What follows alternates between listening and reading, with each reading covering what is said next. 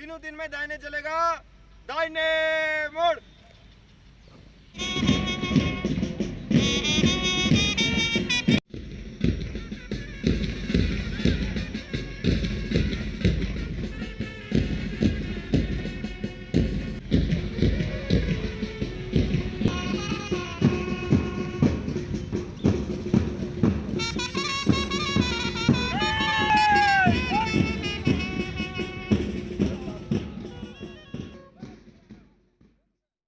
बिल्कुल आपने सही कहा कि आज जुम्मे आज़ादी का दिन जो आने वाला है उसके तहत हर साल बड़े पैमाने पे इसको बनाया जाता है। मैं कह सकता हूँ कि हिंदुस्तान के साथ साथ इंटरनेशनल लेवल पे भी बनाया जाता है। तो इस साल मैं कह सकता हूँ कि कोविड-19 की वजह से, कोरोना वायरस की वजह से इस त्यौहार को उस तरीके से धूमधाम से नहीं बनाया जा रहा। फिर भी पुंछ में प्रयास कर रहे हैं कि जिसमें कि बेल्ट फोर्स पार्टिसिपेट कर रहे हैं, जो as per instruction of DDC Poonch कि इसमें बेल्ट फोर्स के जो स्क्वाड्स हैं, बेल्ट पर जो अपने जो दस्ते हैं वो इसमें पार्टिसिपेट कर रहे हैं। और साथ ही साथ थोड़ी इंस्ट्रक्शन दी गई है कि अगर एनसीसी के ट्रुप उसमें हो सकते हैं कि एनसीसी ट्रुप जो डिग्री कॉलेज या boys high secondary school Poonch वो बच्चे भी जो एनसीसी के कैडेट हैं वो भी इसमें पार्टिसिपेट करें। तो उसके अलावा जो बच्चों को, खास करके छोटे बच्चों को बिल्कुल इसमें पार्टिसिपेट ना करने की इजाज़त दी गई है इस कोविड-19 की वजह से।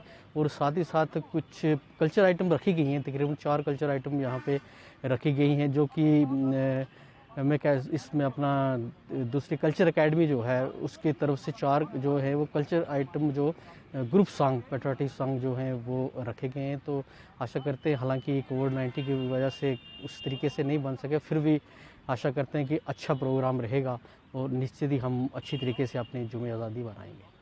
आप सबको पता है कि कोरोना वायरस को मद्देनज़र रखते हुए हमने जो परेड की तैयारी भी है उसमें भी वही हम एहतियात अपना रहे हैं। हर एक जवान हमारे ने मास्क पहना हुआ है, ग्लव्स पहने हुए हैं।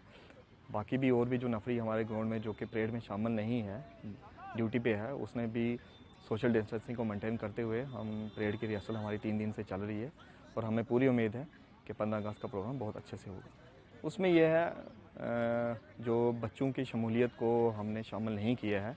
इसमें हमारी ही पैरामिलिट्री फोर्सेस और जो आर्म की नफरी और हमारी डिस्ट्रिक्ट पुलिस लाइन की जो नफरी है, यही परेड में